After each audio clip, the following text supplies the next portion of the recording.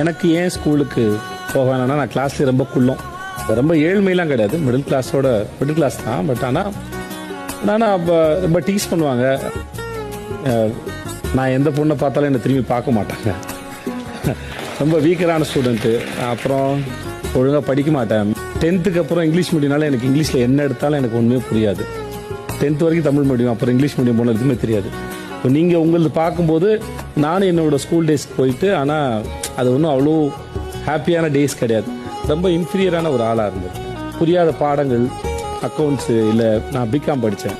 எனக்கு அது படித்த போது புரியலை, எனக்கு ஏன் இது நடக்கலை, எனக்கு ஏன் இது கிடைக்கல, அவர்களுக்கு ஏன் கிடைக்குது அப்படின்னு அது ஒரு ஏக்கம் இருந்தது. நான் எப்போ பெரிய ஆள் ஆவேன், எனக்கு உண்டான தேவைகளை நான் எப்படி பூர்த்தி பண்ணிப்பேன் அப்படின்னு எனக்கும் நான் இன்னொருத்தருக்குமான இடைவெளியாக அப்போது சின்ன வயசில் புரியாத வயசில் எனக்கு பணமாக இருந்தது, அறிவாக இருந்தது.